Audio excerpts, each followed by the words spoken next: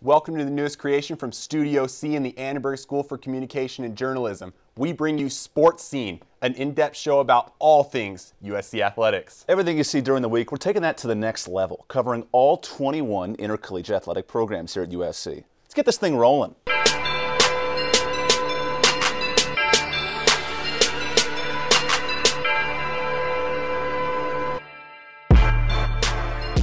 Welcome to Sports Scene. I'm Mashinchi. And I'm Budrovich here. Let's get things started with USC men's basketball. The Trojans, they haven't gotten off to a good start in Pac-12 play, but our reporter MG Montemayor was at practice to see how the Trojans are looking to turn things around on Thursday night. The Trojans will face Colorado at the Galen Center on Thursday night. Keys to victory? Staying aggressive and sustaining momentum going into the second half. Our goal is to improve and be able to play with sustained effort for a 40-minute game. We wanted to focus primarily on help side defense, getting back in transition. We know Colorado is a dangerous team in transition. We're emphasizing a lot on defensive rebounding because teams, sometimes they come in like out-rebound us up on the paint. The Trojans look to get back in the win column on Thursday night. With a 1-6 record in conference play, they sit at the bottom of the Pac-12. However, there's still plenty of basketball left. MG Montemayor for the Sports Scene. And Ken, now that we realize the team is 1-6 in conference play, they haven't played well as of late, but they only lost to Oregon State by 4. I want to talk about first scoring. They had just 54 points in their last game. Who can the Trojans rely upon to get some more offensive points?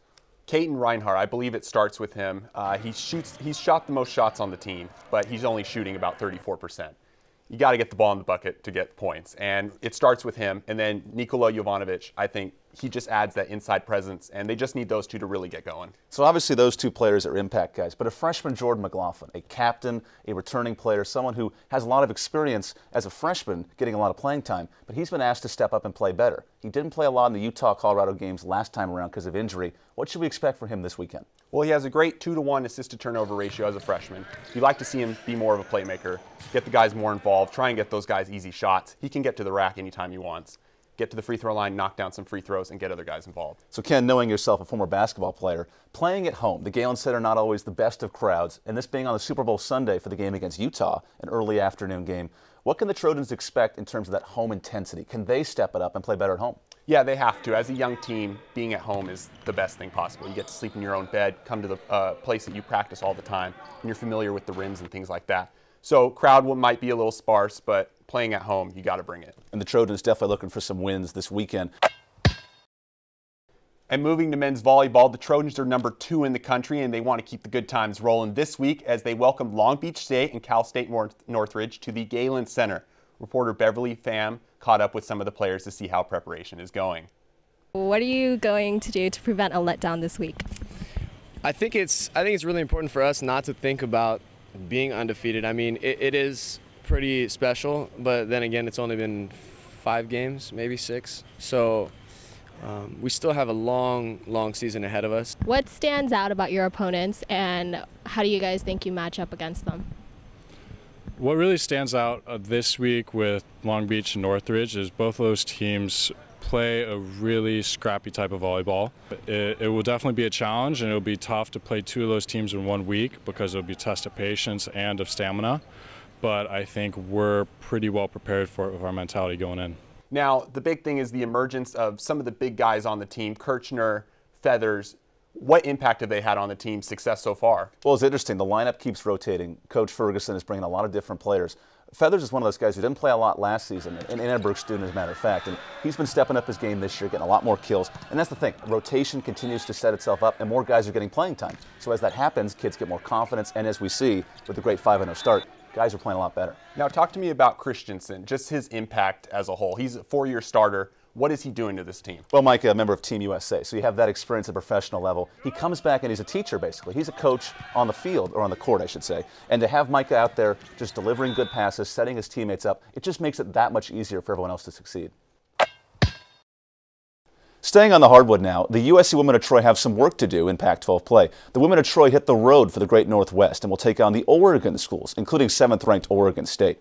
Big top 10 matchup this weekend for the women. Where does the offense come from?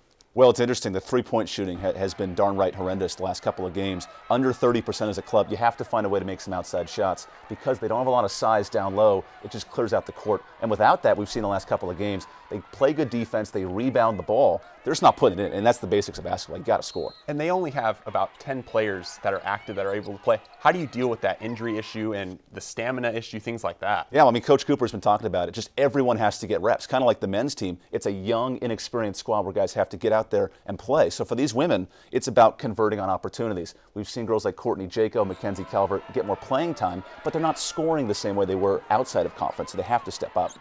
Coach Cooper had this to say about this weekend's games. I think we need to bring that to every game we play from here on out. Defensively, offensively, I just really believe that we feed off of our offense, feeds off of our defense. And so heading up to the Oregon schools, we've got to be focused on defense. We've got to be focused on finishing baskets and finishing defensive possessions. The women of Troy face the Beavers on Saturday afternoon in Corvallis. Time to run through the latest and greatest news in non-revenue sports. It's my favorite segment. Time to light the torch. The Trojan track and field team is heading to Nebraska in a couple weeks after posting top 5 finishes in Kentucky. The Trojans were led by freshmen Robert Ford and Ricky Morgan, who both set school records at the meet.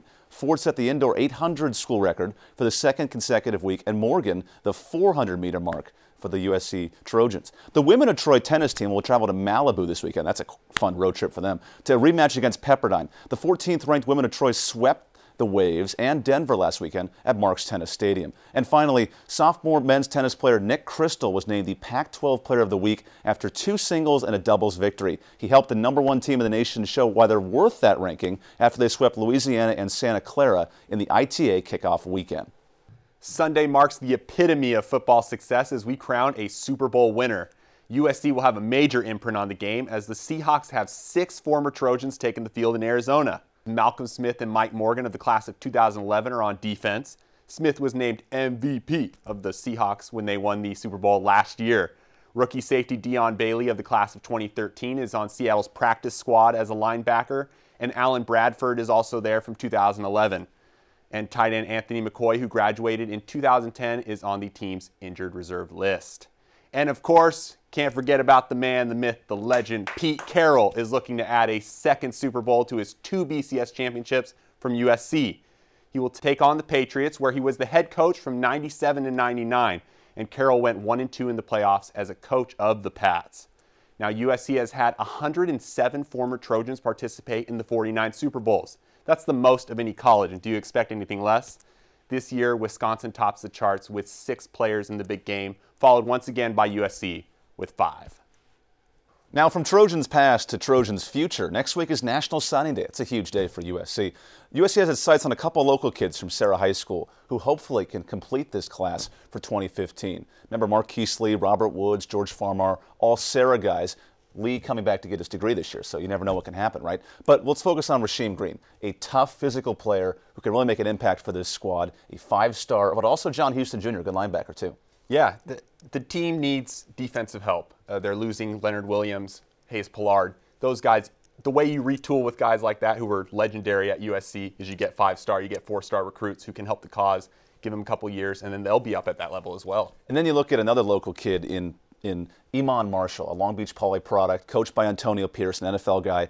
Biggie, as they call him, one of the best safety cornerbacks in the country, can make plays over the field, and that's what USC needs. Oh, absolutely. A ball hawk, that's what you need in the back of the defense that can help if there are issues up in that front 7, front 8.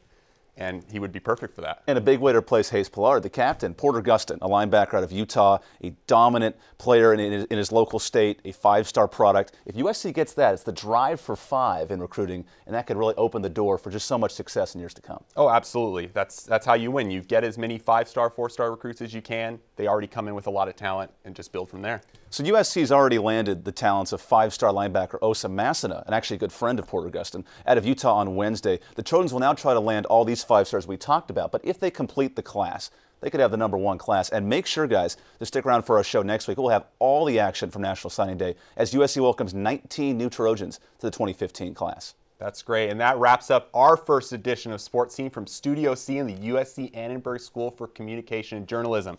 I'm Ken Mashinchi. And I'm Evan Budrovich. Thanks, guys, for tuning in, and we'll see you next week.